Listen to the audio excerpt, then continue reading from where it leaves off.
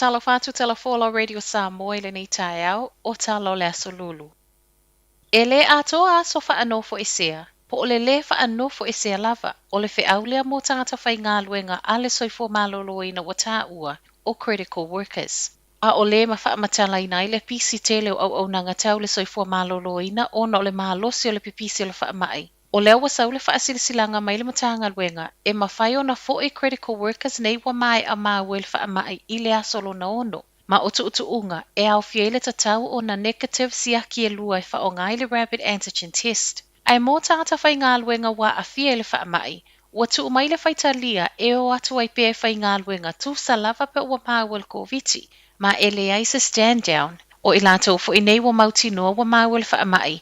O le atu whaapitoa i wards o lo tau fia pētonga whitiai ngase wa maua fo il whaamai. Mai le matanga luenga o se whetu na inga ia mauti noa e whaawa wai pēr au nanga le soifua maloloina i le nei taimi whainga tā. Ma e ripoti o taimi o sifi pō lea e tele ina toa ngao ai le au ngā lulue, whaatu sai le toa tele o ngase. O ne tūlafo no fou, e le o fia iai Sarah Doughton o le Association of Salaried Medical Specialists Whaapele Nurse Organisation, le o loo tū mo le silia ma le 5 afe o le au whai ngā luenga. Tala no ai fesuia inga o periota whaanofo e sea mo ia tangata ngā lulue. E le o toi mamau whailo mai se whai unga le malo i le umi e whaanofo e sea ai. O lea se fulu aso le periota o loo whaanofo e sea le case whaamaunia, whaapea tangata o lona ainga. Mai le whaatono le soifua maloloina Dr. Ashley Bloomfield, e le o toi mamau masalo po le so, whaasolo atu a tae au. E le imanino mai pe fia so le whautuanga na fola atu le kāpeneta, pe ona iai nisi o reporti e fitu. O se suingo lo tālia e le taimi wa tele ngā luenga ma pisi nisi a afia. O no le toa tele o tangata wa whaanofo e sea ma wa tele na afiai au nanga tā ua. Mai le taitai o le Act David Seymour o lo ia a wai le tu mai ilalo i le 5 aso. Po o le muli tai le model le Singapore, le ena o le fitus fulului tu lai whaanofo e seai, ma le test negative. O se suinga o lo sa wai fo i moona i tu e le iai, ai mai se lava pe apu upu le periota, ai umane lava e le imalosi le tangata wa a fiel whaamai. Peita ai mai le whaatonu, o i tu umanei o lo tau whaapale ni i le ilo ilonga o lo whaianei. Ua whaatonu ina le au te te o lo whaamau popo le Grandma Square i kalai estete, ia umane le aso tofi wa le ai. O le ua savali le whawa i aso o iai pēr tangata te te nei i kalai estete. Mai se asia singa le City Council ma leo ananafi, na whaailoa manino i ai le tūlanga o le ao e se ai. Mai le so upa le Council na tali le leia le au te te ma o le toa tele wa mali lie o le ao e se le poa nā nei.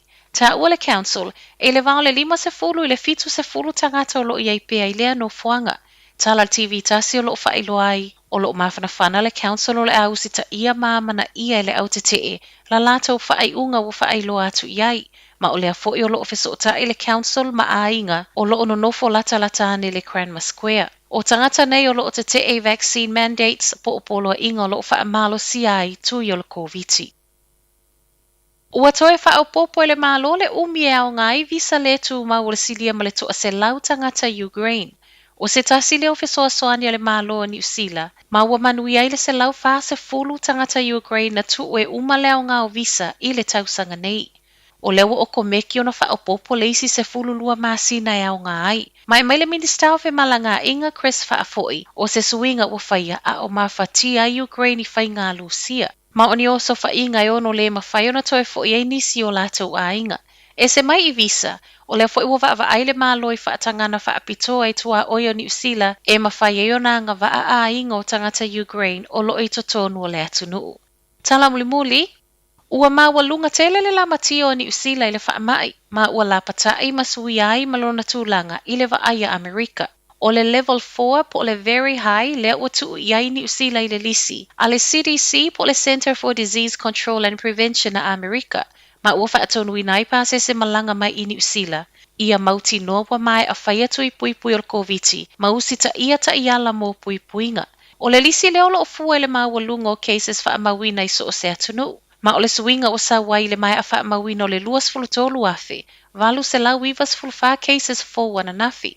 E se mai le tua ni usila i le level 4, o le a fo iwa iai ma au se tālia, Hong Kong, whaapea Thailand. Tala na o le taeao, manuia lenei aso.